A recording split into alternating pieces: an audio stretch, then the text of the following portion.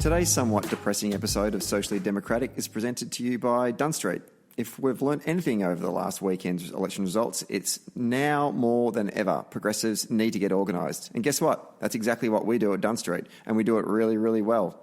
We're dedicated to using data-driven grassroots organising to build winning campaigns and make the world essentially a better place.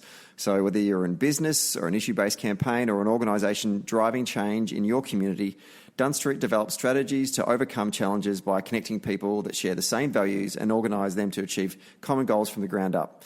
So to get in touch and find out how we can bring change to your community, hit us up at dunnstreet.com.au. Hi, my name is Stephen Donnelly and welcome to Episode 3 of Socially Democratic. On today's show, we've got the Assistant Secretary of Victorian Labor, Clare Burns, to come in and actually do a bit of a debrief on the election campaign that happened over the weekend. And thanks to everyone who gave us all the positive feedback from last week's episode with Sabina Husick. A lot of people actually enjoyed the candour and the inside mail on the campaign. And that's something that Socially Democratic is always going to do. We have a commitment to telling you exactly what's going on in election campaigns and not give you the spin, and try and bring on people who will give you an honest reflection on whatever issues are happening in their community. And we want you to know as much as we possibly know about what's going on in campaigns and politics, both here and overseas. Thanks to the feedback that we got, and also just to note that the podcast is now available on Apple Podcasts, Spotify and Stitcher. So you can now subscribe to the podcast via your favourite app, because it's now been populated in all the major apps that are available online. Also, if you are using Apple Podcasts, can you please leave a review and give us a rating? It helps with getting our podcast on the Apple Podcast, latest or new, or subscribe to this one. So it helps with the promotion, gets more people listening to the show. And also, don't forget, if you want to get updates on the podcast, just follow us at Dunn Street on Facebook, Twitter, Instagram and LinkedIn. Let's go to today's episode. Clare Burns, welcome to the podcast. Thanks, Stephen. It's good to be here. Socially Democratic. Now, it's not the first time that you and I have been on a podcast. We've had a few runs at it before, yeah. So we're well practiced. So today we are going to break down, we're not going to break down. We're going to talk about the weekend. Yeah, the wash-up. Indeed. And I think what we want to achieve is not to do a whole bunch of random hot takes about the election. No. Everyone's got their opinions, and obviously they're entitled to them. But certainly what we do want to talk a bit about is some of the facts that have come out of the election, like results and things. I really am interested in getting your thoughts on not how the campaign went, but just some observations about the campaign itself from someone who actually worked on the campaign, as opposed to a whole bunch of people on Twitter who have opinions but didn't, Yeah, and their opinions are coming from a very different angle and a very different place. Yep. And I think it will be good to debrief with another party person. Yeah, and hopefully with some of the people listening, this might be a bit cathartic for them as well. Yeah, I hope so. Because we're all going through. It's a heavy-duty bummer, that's for sure. It is. Yeah. As Jack Kennedy said, victory has 1,000 fathers and defeat is an orphan. So let's not just whitewash a campaign that really largely suggested that in the 3 years between the last one, nothing moved. Yeah, that's right. We are, for all intents and purposes, in a pretty similar spot. Yep. In terms of the seats and numbers in the House. Yeah. So let's look at those numbers, shall we? Sure. And start by looking at the two-party preferred nationally. The coalition ended up... we're recording this at 1 o'clock on Monday. So these figures... Things undecided still. Absolutely will change. But at the time of recording, the coalition had a two-party preferred of 50.8. Yeah. And the ALP, obviously, 49.1. And that was... that was largely a 0.5% swing to them on their 2PP.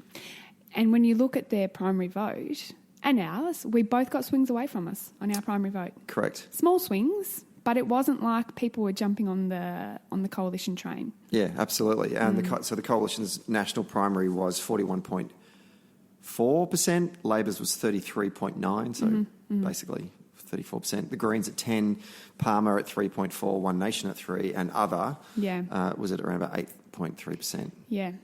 And so if you add up the minor parties and the independents, they got about 25% thereabouts, which is about 1% more, I think, than last time. I mean, you look at how that translates into the House, and I think they are 7 or 8% of seats. But it's really, that's a big number. It is. For minor parties and independents to pick up. And for a long time, I think people have been saying, oh, is this the death of the two-party system? Is it on its way out? I don't think it is, but there's something to be taken away from the combined figure that parties and candidates outside of the Labor Party and the Liberals and Nationals picked up. Yeah. And I think every election there's always the analysis that this is the death of the two-party system in this country. I've been hearing that since for a long time. I was a child, you know. I think I've still got, when I was a young teenage nerd, and I, for some reason, decided to keep clippings of newspaper articles that I thought were of interest. I think I might have read it somewhere that maybe Paul Keating did it or something. Right. So I just had to cut out, articles of the Australian and file it away in like a file thing that my mum bought me. Yeah. And I remember a full 6-page spread in the Australian after the 93 election, I think it was, saying this is the death of the National Party, not the Country Party. That's kind of, this is their final hurrah. Yeah. And everyone was saying that was going to be the case this time. Yeah. That was what people were predicting about the Nats. Yeah.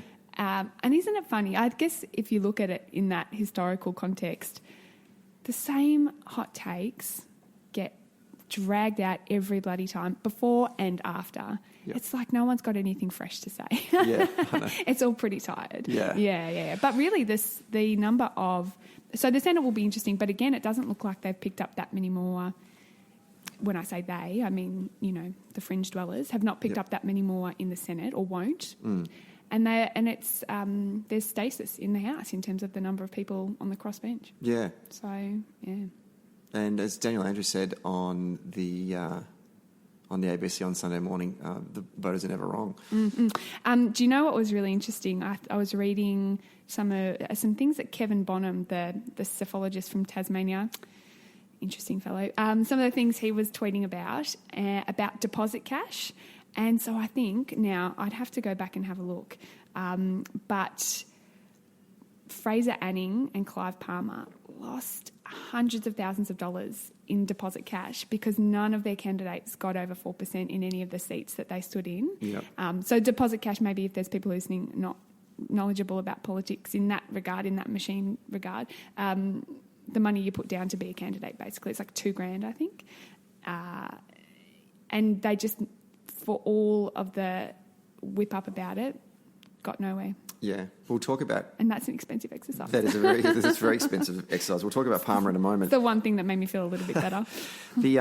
Breaking down it by state, the primary votes, a 1.7% swing to Labor in the great state of Victoria, a 3.2% swing against the coalition in New South Wales, a 2% swing against Labor, 0.3% swing to the coalition, Queensland, 3.6% swing against Labor, 0.3% to the coalition. Obviously, a lot of votes then swung to One Nation and the United Australia Party.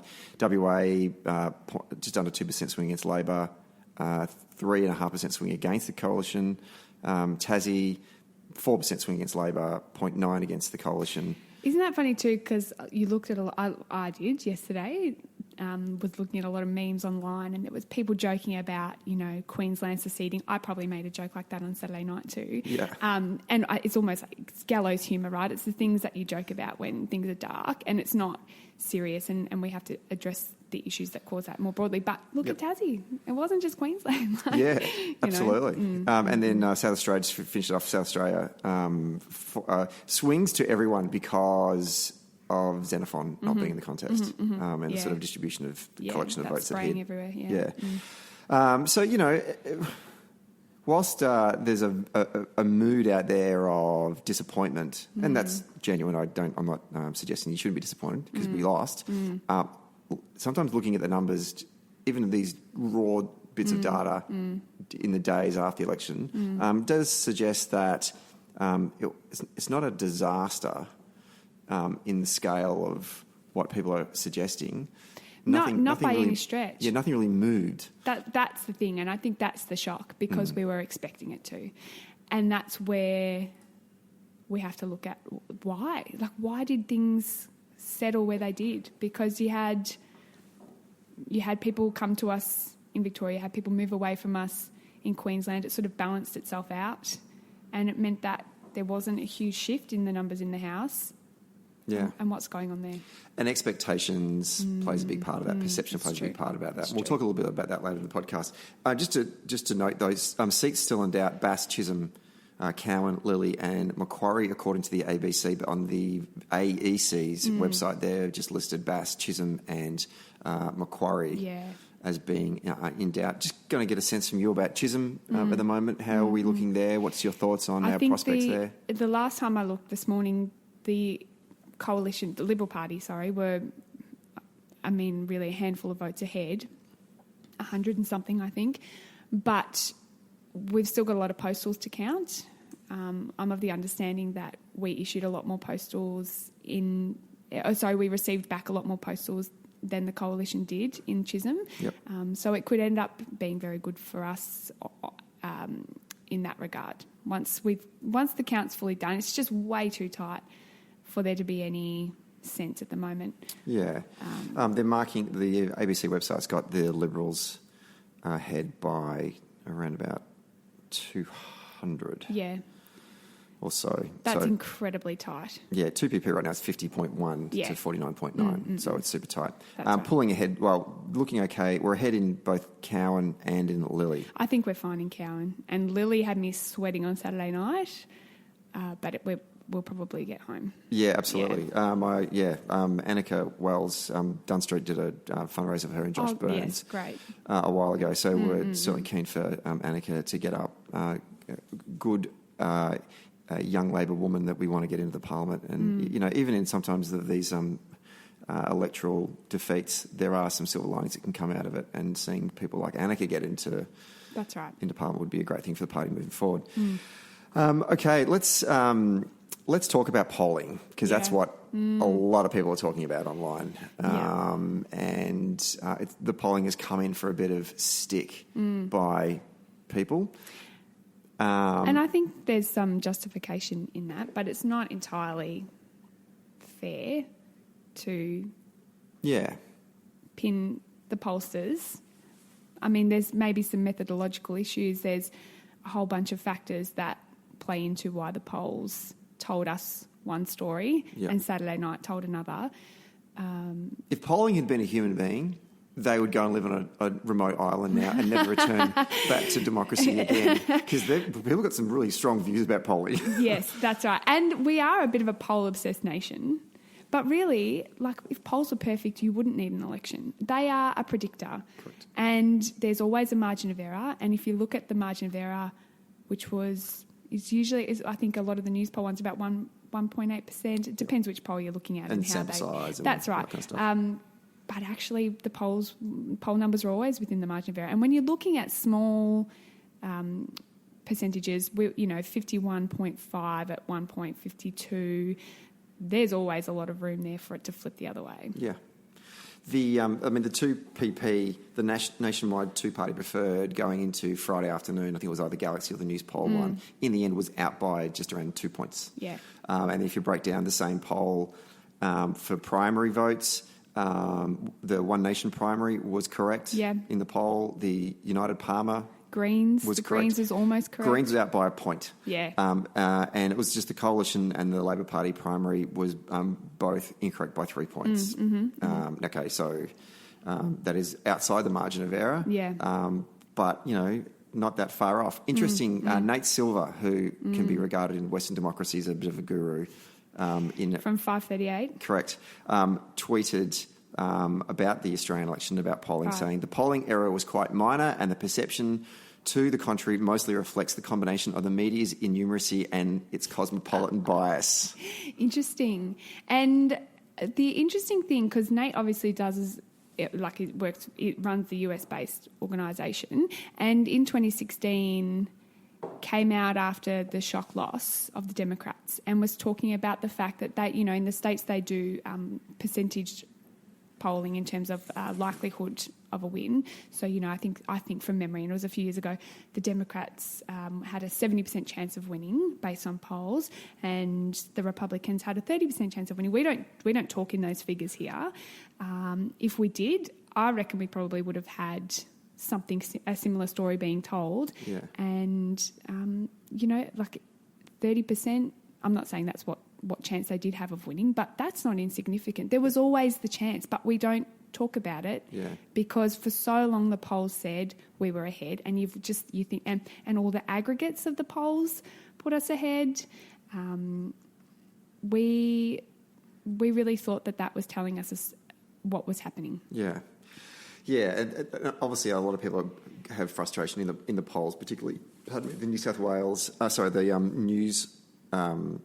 the news poll, which is one of the most trusted. Yeah, over the last 5,000 days has had Labor ahead, and then all of a sudden on election day that doesn't turn out to be the case. But it was always some days it was 53, some days it might have been got at 54, but in the end it kind of closed down to 51. Yeah, but in the end, if you look at those polls that were running out every couple of days in the final week or two, it showed that those undecideds were probably breaking to the coalition. Yeah. It tightened in favour of the coalition, and it shouldn't have been doing that if we were going to win. Yeah. Interestingly, some of the chat when the numbers were coming in on Saturday night, one of the things that got brought up was an exit poll that Nine had done, Channel 9. Mm-hmm. Or they were reporting on it. I'm not sure who'd conducted it, but it had, I think they had done 3,000 people nationwide, and it had us something like 53 or 54. They had done an exit poll of 3,000 people, and that was what it was showing. And then an hour later, it came in nowhere near that. No. So it's an interesting phenomenon. And there's so many ways that you can break down polls and say, oh, look, it's there's a problem with landlines. People aren't answering their landlines, or we're not factoring in education levels and adjusting accordingly, and all of these kinds. There's a bias towards people with higher education, so it's favouring progressive parties, and there's a lot of things that you can look at in terms of methodology, but maybe we just need to unhook ourselves from the polling IV, and stop basing literally everything. You look at what's happened in the Liberal Party, you look at what happened in the Labor Party with all of this revolving door of leadership. Because of polls. Because of polls. Yeah. And maybe the whole time after Abbott switching to Turnbull and Turnbull switching to Morrison, and the polls that was based on, maybe they were always ahead in the public's mind. Yeah. I mean, it's a genuine question that does need to be asked. Just to pick up on that point before about the exit polls, I've never known an exit poll. No, that's the other thing. Yeah, they're just trash. They are trash. Yeah, it's true. It's just people walking out and just lying. Yeah, or the sample sizes are just so. Isn't this the other thing though? Is that polls these days are done much more. There's fewer. I think what you call caddy polling. So those talking to a person like an interview poll. Yep. That's expensive. So polls are robos now. People don't care about lying to a robo. Correct. People muck around with that all the time. So there's some inaccuracy there. There's what Kevin Bonham calls herding. There's that sort of aggregating effect. One of the things I found interesting from the 2018 Victorian state election with our polling and the track poll that we were conducting. Because I think if you were to start to look at the polling at a seat level for the federal poll that just happened, you are going to see a lot of inconsistencies constantly. Yeah. And the Herald Sun front page, a couple of days out, had the Deakin, on a knife edge. And to some degree, there was obviously a huge swing to Labor in the seat of Deakin in the end, but not as accurate as what that particular poll had suggested, and there'd be other ones that are way out. Without giving away the methodologies of how we certainly did it at a Victorian level, it was very rare for us to look at a seat level poll and then even go as far as in doing a 2PP. And in fact, throughout the whole campaign, we rarely looked at a two-party preferred. We just looked at our primary vote. Yeah. We looked at our opponent's primary votes. We looked at other. And other would historically be quite high early on in the piece, because when you do sample someone, and you'll say red, blue, green, or other, if they're undecided, my view is that if they're undecided or they're unsure or they haven't made up their mind, they'll park their vote on other, because it's easier to do than actually make a commitment to whether it's someone on the phone or if it's a robo. It's just an easier option to go, you know what, I haven't decided yet, so I'll go with other. And eventually that they may end up voting other and then follow the card, the how to vote card, which will lead their preference to one of the two parties. Or eventually they'll go, all right, I know who I'm picking. Yeah. And you notice that other slowly descends. Drops off. And I certainly was all throughout this campaign, I was looking at the other from the published polls. I didn't have access to the private polls in this case, but I was looking at the other. I just want to get your reflections on that, because I think that the other is where the answer lies to who's going to win or lose. It is, but also interestingly, if you look at, excuse me, for example, I think it was Ipsos polling into Victoria and putting One Nation up as a option for primary vote, and they were running in, 4 or 5 seats here? Yep. What's that going to tell you? Yeah. You're going to get people in seats who can't vote for One Nation saying that that's who they will vote for. So what does it mean? Yeah. And that's also part of the problem. Yeah. Is that inaccuracy around the questions, and that's what I meant before with methodology. There are problems there that need to be accounted for. Funny, actually, one of the interesting things from the election from a polls perspective is how seriously the betting agencies took them.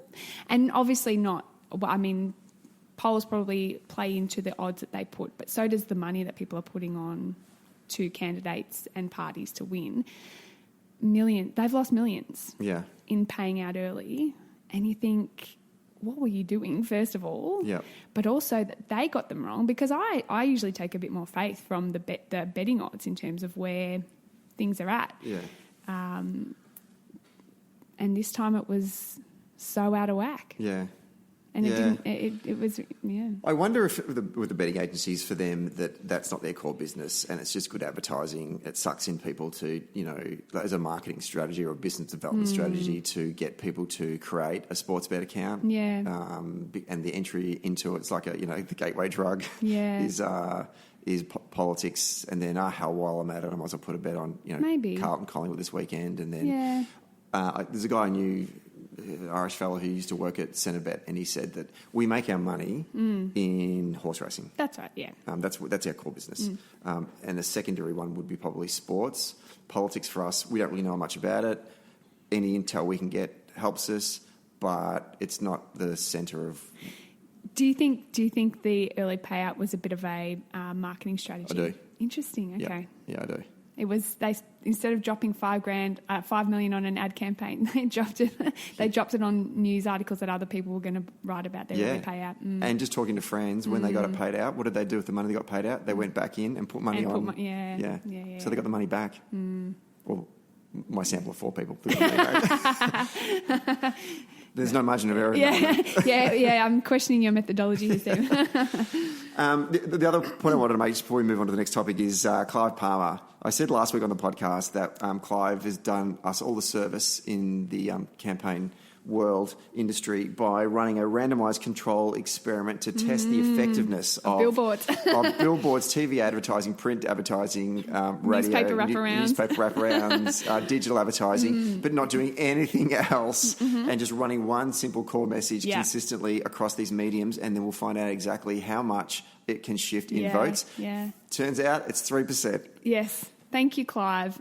That's an expensive 3%. That is a very expensive 3%. And I pose the question to you, would it still have been 3% if you'd spent 80 million, 70 million, 60 million, 50 million, 40 million? There's a study done by one of the universities in the US that said that for every extra dollar effectively that you spend on TV advertising, it's not a dollar doesn't give you if $1 gives you 1 point and $2 gives you 2 points, $3 it's not as basic as that. Yeah. But it doesn't work that way because $1 gives you 1 point, $2 gives you diminishing returns. Yeah, that's right. And Clive, he could have just stopped at 20 million perhaps. Yeah, he could have. And I think Wayne Swan put it really well when he described Clive's exercise as preference recycling, basically.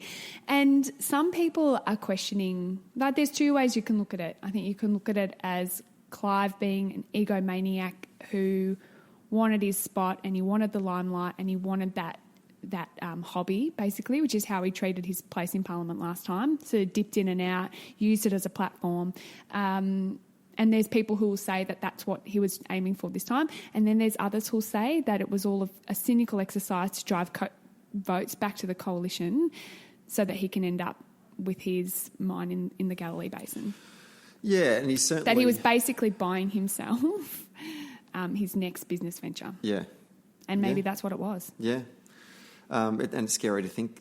And disgusting that you can spend that much money on a campaign and not have anyone really scrutinise the fact that you're also in debt to a whole bunch of workers who you left hanging when you ran your business into the ground and neglected to pay them their entitlements and their superannuation and left communities devastated. And that really never got properly spoken about in the general media. No, it certainly did not. And I felt that there was almost he'd taken a bit from the Donald Trump playbook in the way that he ran that messaging campaign. It was very nationalistic, jingoistic. Yeah. And trying to be controversial, like the interview he did in one of the morning breakfast programs where he was like, I don't give a stuff, I'm trying to be really... That shock and awe politics. Yeah. And that nativism as well. Yeah. The Chinese with their airport somewhere in the middle of Western Australia that I kind of got to look at and was like, I haven't got time to read this. It's interesting. I found with Clive, when he first sort of rocked up on the scene, he had some interesting points of view, and I'll never forget. He was almost a bit of a Lambie at one point that I wanted to kind of get behind, right? And that's actually Lambie, something else we should talk about. That's quite interesting. But he had some really...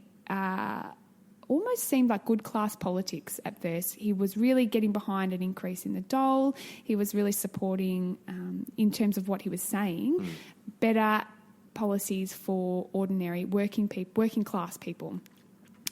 I'll never forget his dole comments, talking about how we need to give these people who need social assistance, we need to give them a break. I was on the dole once, I know what it's like. You need to be supported in times when you're down and out so that you can build yourself back up. And I remember when that happened, I thought, geez, maybe this is something that we can this is a positive thing for the Parliament to have someone in there saying that. It was all rubbish in the end. Just because you have one decent opinion about something doesn't mean that your politics or your ideology is solid, as it's been shown. That evaporated, and we were left with somebody who's clearly just a narcissist, and this was all a PR exercise for him. But anyway, an expensive one. Yeah. A drop in the bucket for him, really. Yeah, exactly. Let's just turn our attention to the campaign itself to some degree. And last week on the podcast with Sabina Husick, we sort of talked about what is the pathway to victory for the Liberals and for Scott Morrison, and we sort of floated the idea of, and by evidence of looking at the type of campaign they were running, was a contrast between Scott Morrison and Bill Shorten, not talking up the Liberal brand, but really running on ScoMo and this image of ScoMo, and arguably this rebuilt image of ScoMo, and pitting that against both Bill Shorten, the leader, and this sort of big policy agenda based around taxation.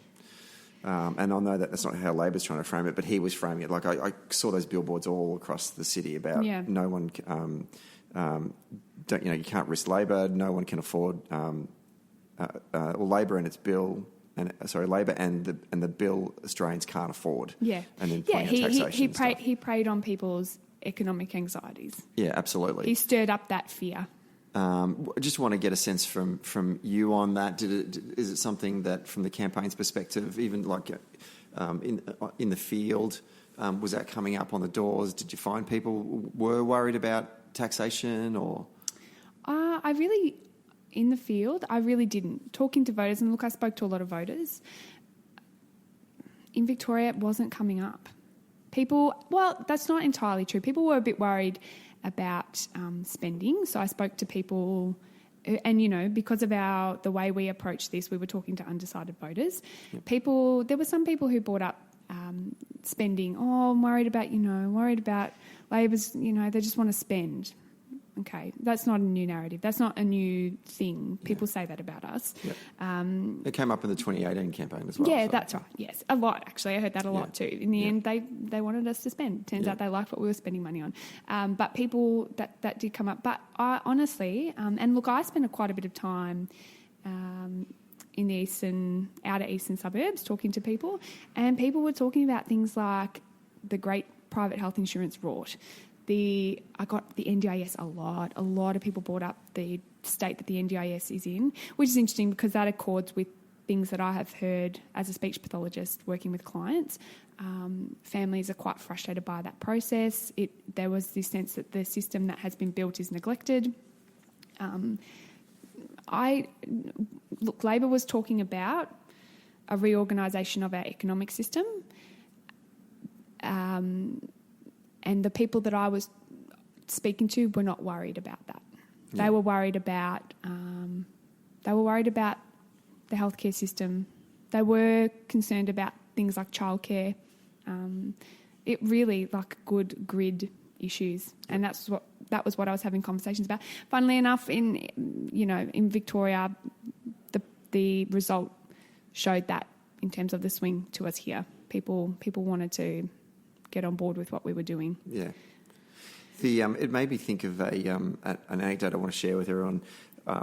When I was still working at Victorian Labor, and we had Peter Mandelson, now Lord Mandelson, on Pot on the Hill. Mm-hmm.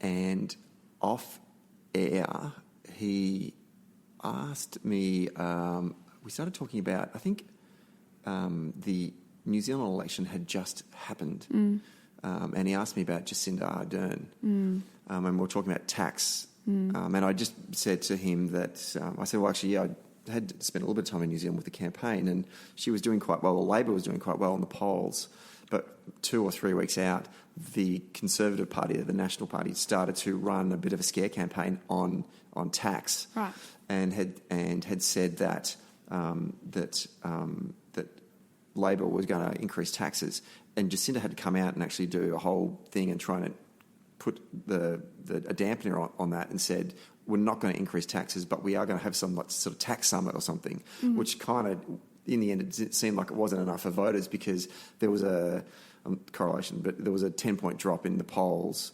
over that 3-week period, and then the polling that came in on election day basically was roughly what the election was, the outcome was. So a lot of people sort of put it down to, Conservatives running a scare campaign against the Labor Party on tax. And Matt, when I sort of recounted this to Peter Mandelson, he said, I do recall, in this very posh English accent, I'm not going to do it very well, because I do recall when Tony came over to Australia, he means Tony Blair, and he met with Paul Keating, and they were having a chat about, the election that we had coming up and stuff, and he'd mentioned that Gordon Brown was considering taking to the next election leading to 97 an increase in some taxes, and Keating grabbed him. Blair's telling me this. He said, Keating just grabbed me and threw me against the wall and said to me, under no circumstances will you as a Labor leader increase taxes to a poll. That is absolute suicide. He said, and Keating's quite a calm, relaxed man, and then all of a sudden he's literally just choking me, and Mandelson was just like saying, this was a lesson for us. He said, do not do this. This was Keating's view. Right. And I just thought about that and thinking about how the Liberals have whipped up this essentially was a fear campaign. Yes, discord. Yeah, that's right. Do you know what's interesting? I think so. One of the things when I was out, I remember this conversation I had with a voter. It was last week, and it's emblematic, I think, of maybe what's going on. It was in a seat who had an incumbent Liberal MP, and she was talking to me about some of her issues and concerns, and she has a son with a disability and hates the NDIS. I mean, not even that it's been neglected and is heavily, bureaucratic and hard to navigate. She hates the whole system. And so she said, I'm not voting Labor because I hate the NDIS and we can't get anywhere with it with our son, and there's all of these issues and problems. And so she just didn't like that we had built it in the first place, right? Which is interesting because I rarely hear that from other people, but she didn't like it. So I won't be voting Labor. And I said, okay, look, I understand that, and this is your lived experience. Who are you thinking of voting for? And she said, I don't know. And I said, well, are you thinking of voting for the Liberals? No, I'm not. She said that this local member came to our house for a photo opportunity a little while ago for a newspaper story about the NDIS. And he was in our house and he got photographed with us and our son. And 2 weeks later we were out somewhere in the electorate and we saw him and we went up to him and he didn't remember who we were. And I said, wow, you must be feeling really cynical about politics in general right now. And she said, I really am. And I think that's where people were at. I think that's why we haven't seen much of a change. I think people are feeling anxiety about the world. Like, you look at what's happened in the last year with our Banking Royal Commission, the Royal Commission into institutional abuse of children. You look at what's happened with politics and the revolving door of leadership. Look at Christchurch. There's a lot of stuff happening out there that has people, I think, feeling really unsure about the world and distrusting of institutions, of politicians, of people in positions of power. And actually, I think that's translating into them feeling distrusting of one another. And when we get into that place where you've got low social trust and you don't have... You have people with fewer and fewer tight social bonds, people become turtles. They shrink. And we are genetically hardwired to fear change. And people are never going to embrace change, which is what Labor was offering, when they don't feel certain about their place in the world or the things around them that give their world context. I think that's what we were looking at. Yeah, I think that's an interesting point. And historically, whilst we've had a bit of instability in our leadership over since 2007, essentially, we rarely do change governments at a federal level. We resist it, don't we? So much. We resist it. We've won government from opposition twice since World War II. It's a big ask for people, and we have to try and understand that. Yeah. It's... the world is perhaps a scary place to people at the moment.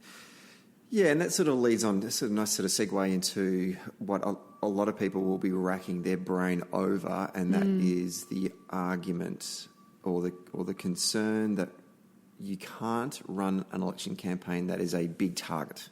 And a lot of people have been likening this campaign to 1993, a campaign that I remember quite vividly as a young person. That's without going into my own Labor story, but that's my Labor story is 1993, right? The unwinnable election, and people, looked at John Hewson and said you shouldn't. He rolled out the Fight Back package, more than 12 months out from the election, and tried to sell it to the electorate. Funny enough, it was about tax, and I said last week on the podcast, I said that I credit Daniel Andrews and his team in 2014 for. Because after the 1993 camp loss, John Howard went to the 1996 election campaign running a small target strategy. He was just, I am not going to tell you anything. But I will tell you that there is sort of a 7 minutes of economic sunshine with this government, and if you want security, you should vote for me. But I'm not going to tell you how I'm going to do it. I'm just... We were a bit the same, but besides work choices, a bit the same in 2007. Absolutely. What did we promise? NBN and a laptop for each kid at school. Yeah, and I'm going to... I'm Kevin Rudd. I'm from Queensland. And vaguely some reform to the IR system, but we never really laid out our plan for it. And I'm just going to be as economically conservative as John Howard. In fact, I think he may have sort of said, I am a proud economic conservative. Like he just said, me too, but just a bit of a better option. And at the time, voters went, yeah, okay, we can change. What I don't want to see happen is, so the original point I was trying to make was that, so Daniel Andrews came out and said, no, I'm going to roll out policies early. I'm not going to do this. I'm just going to try and sneak into government from opposition. I'm actually going to talk to the electorate and say, this is what we're going to do. Yeah. And he did do that with his jobs plan, with the level crossing removal, with trying to fix the war, end the war on the paramedics. He looked at a bunch of things that were going on in society, which he thought that voters were not happy about, and he basically said to the electorate, if you vote for me, I'll fix that, and life will be better for you. And I think what we've done this time, we've taken that model and said, okay, we're going to announce our policies super, super early as well. Perhaps the problem was that the electorate didn't like the policies that we were going to announce, or there was enough in there to say, not ready for that, I'm not going to make that change. Because there was a move to us at the last election. There was. You look at some of the policies that we took to that election that we took to this election, particularly negative gearing. I mean, I remember 2016 was almost like a victory party because we did so much better than we thought we might. Correct. And of course it felt like an endorsement of what we had offered up. People weren't quite there, they'd only had the coalition in for a term. Okay, that's all right. Well, then let's push on to next time. And they weren't ready. And this is why I don't know. I don't think it was our policy offerings that scared people off because, like I said, there was a lot of encouragement around that early on. There's something else. And I think one of the things that was refreshing about this campaign was that it was a policy election, and people are always the pundits are always talking about how it's so about it's American style politics these days. It's all about personality, that we basically run presidential campaigns, but not this time. Labor really came to the table with good policy offerings, and what were the Conservatives doing? They were being quite literally conservative. They were offering the status quo. What was Scott saying? Like, now's not the time, we can't afford Bill Shorten. He was offering up a conservative strategy, which is always inherently in conservatism a do-nothing strategy. Yeah, what do we want? Gradual change. When do you want it in due course? Yeah. That would be at their rallies. If they did rallies, that would be their chant. Yeah. Incrementalism, right? It's evolution, not revolution. And really, this is the thing, is that their love of meritocracy and that sort of fierce defence of the individual came through this time, like your rights, and Labor was offering up solidarity, but solidarity is an assault on the Conservatives' idea of meritocracy.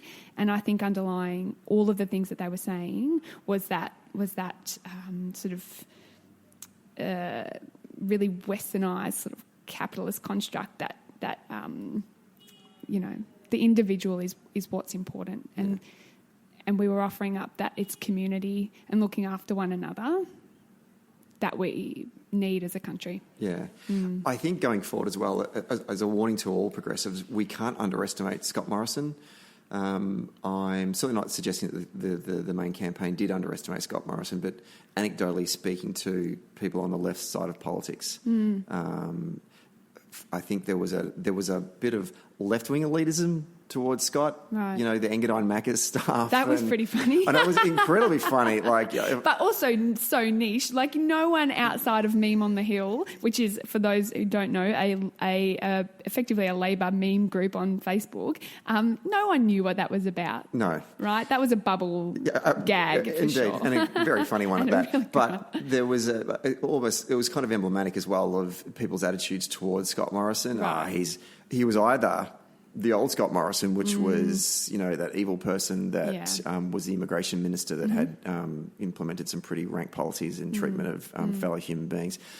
Or there was sort of the buffoonery-looking Scott Morrison, the up-close selfies and the stupid caps. All of that kind of stuff. Look at that and I would suggest, just reconsider how that goes down in Voterland, because I think that he, in the end, came across as that folkiness. There was an authenticity to that. We might have looked at it and went, oh, God, you are such a dick. And he's a dick. But it looked like he was an authentic dick. And I think some dads kind of identified with that. I do. Interesting. I don't think that that had cut through or resonance. I really don't. I think the fear campaign that they ran did. I don't know that people like Scott Morrison or felt that he was, he was one of us but a bit better, which is kind of what people want in their politician, right? They want them to be like us but better. Yeah. That's sort of what we look to when we look to someone in power. I don't know that it cut through, but you've got to remember with Scott Morrison, he is... The stark contrast between him and Turnbull is that Morrison, he was a party official. He's a campaigner. He ran that Tourism Australia board, whatever they are. Yeah. Like where the bloody hell are you? He knows how to run campaigns, and he's hard-nosed about it, right? Turnbull's kind of was this sort of wet, weak... who, like, I can't even... He's so blech that I can't even think of a good description of him. But Morrison is a sharp campaigner. Absolutely. And was absolutely unapologetic in the way he approached the last few months. Yeah, and I think that, I think you're right in that did it cut through? It probably didn't, but it didn't... It's going to set him up now going forward that he can build a good relationship with the Australian community in that... that core group of voters that you need to communicate with that are the undecideds or the persuadables, that they will look to him and think he's okay, and that what he's doing is good. Well, that's what worries me, is that his approach and style has just been endorsed effectively. Yeah. And I think that if we continue to approach him as just dismissing him as something that is lesser...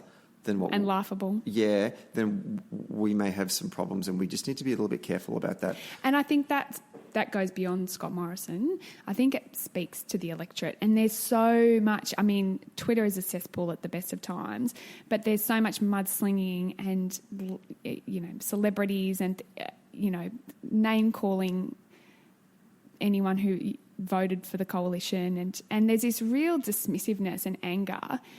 Look at the convoy up to Queensland. I mean, there are so many things that we do as a community that are just wrong when it comes to politics, and blaming one another for our political views is right up there. And blaming the whole state of Queensland. That's like, right. I mean, I was seeing that on Twitter on Saturday night and going, oh, no, that's not right. And it can be a little funny and comforting, but really when we get down to it, it's part of the problem, isn't it? Yep. Yeah, it really is. Yeah. It really is. Yeah. Okay. What I want to talk to you about now is sort of considering we now have to have a new leader for the party, just to sort of get a sense from you about the next steps in regards to that. There will be some people listening that are members of the Labor Party will have a say in who the future leader of the party is to take us forward. We've got a leadership ballot. This is only the second time it's happened in our history. Yeah, Kevin Rudd implemented the process that we're about to go through, and probably arguably, one of the few good things that he did as a leader of the party. It's really amazing. I think one of the takeaways from all of this is that the last 6 years for members and campaigners for the Labor Party, it has been a time of intense pride, and I think that's come largely from how stable Bill and the team were. There was barely ever a hint, except for the rubbish that sometimes the media try to whip up around, is there going to be a leadership challenge from Elbow, blah, blah, blah, whatever. Nothing, it never amounted to anything.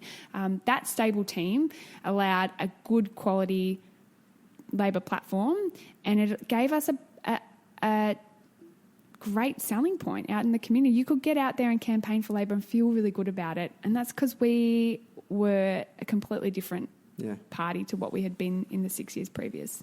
Absolutely. That was Achilles' heel for us for that whole period. It was, of course. And you know what? It makes me sick that the Liberals haven't been whacked for their misbehaviour like we got whacked for ours.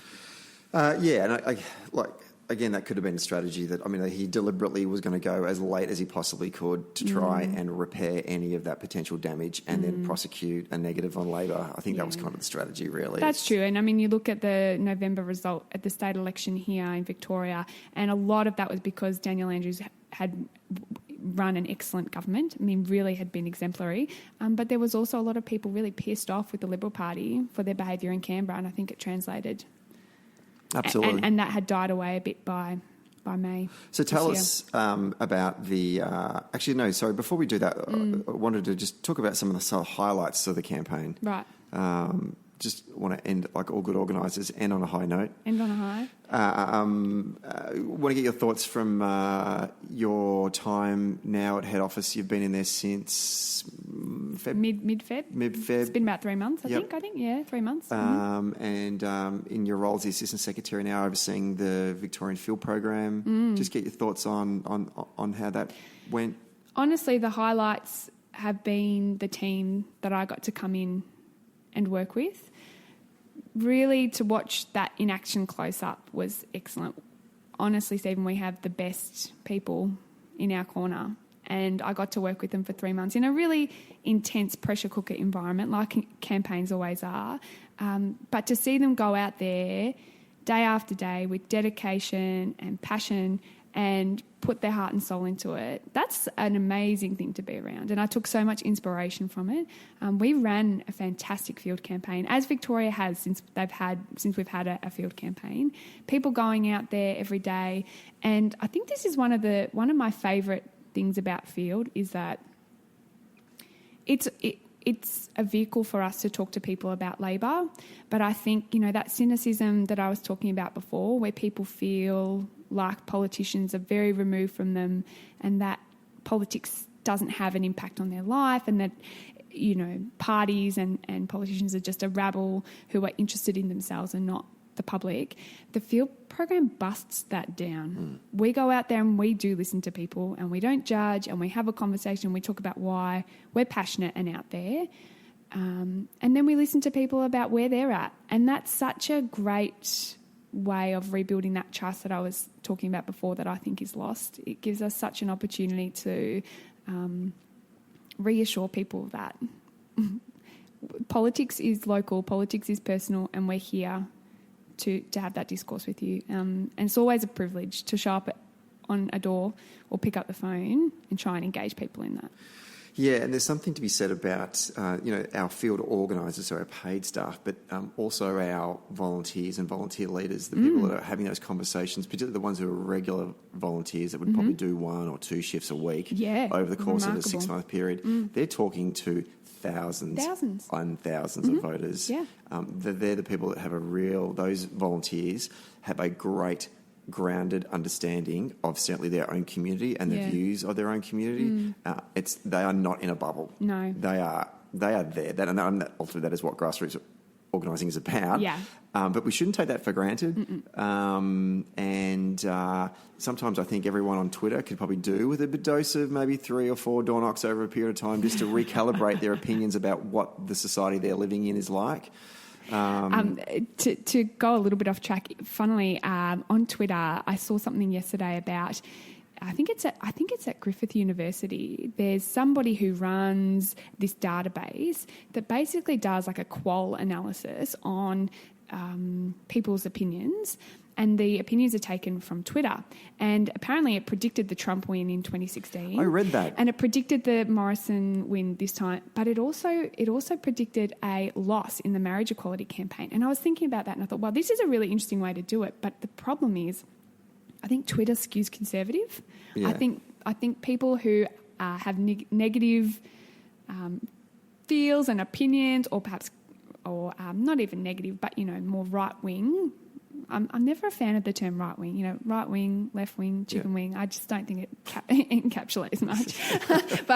but for all intents and purposes, those right-wing views, I think that on the online presence of people is much stronger in that conservative community. So anyway, yes, people on Twitter probably need to get out there and have a chat with their neighbours and put politics on the table. We need to be talking about it more. It shouldn't be like religion. They shouldn't be taboo subjects. We just need to bring a bit more respect into the conversation, which the volunteers and the field organisers do so well. Yeah. I just love that about them, is that they go out there and they talk to people who often have quite different views to them.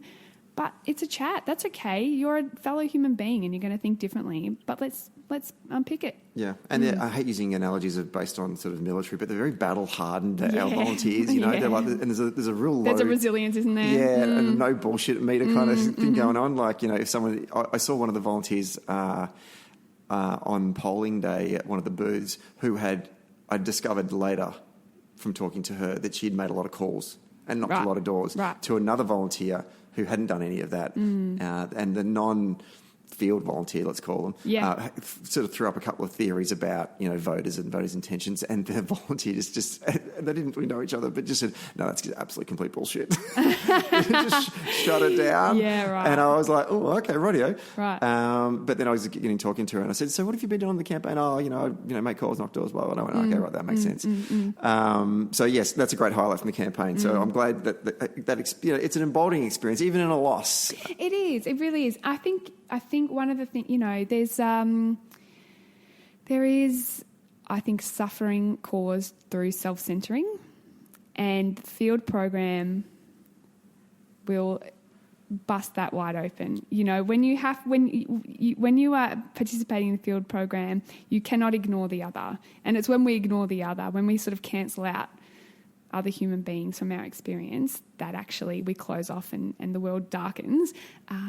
As much as it can be tough fronting up at doors when people don't necessarily want to talk to you, or fronting up at doors and having a conversation with somebody who's like, I'm voting for Pauline Hanson, or having to take on board another person's opinion and be respectful about that does wonders to you as a human being. I really think that. Yeah, and when you do have a good conversation or you do shift a vote... and then that's so rewarding. Oh, so good. Yeah, can't beat that. Yeah, I know, it's great. The candidates. I was inspired by a lot of the candidates that ran certainly here in Victoria and got sort of exposure to them, either physically going out there and meeting them or just even on their sort of presence on social media.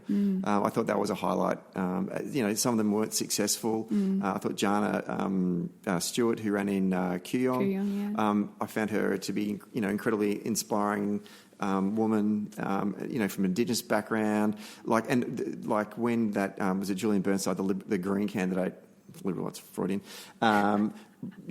mentioned that who was running, it's completely dismissed her. But in the end, I think the results show that I think Labor came second in Kooyong. The most, I think, remarkable cohort of candidates we've possibly ever had, and really phenomenal women. Like we had Jana, Fiona McLeod, Jennifer Yang, favourite, love her.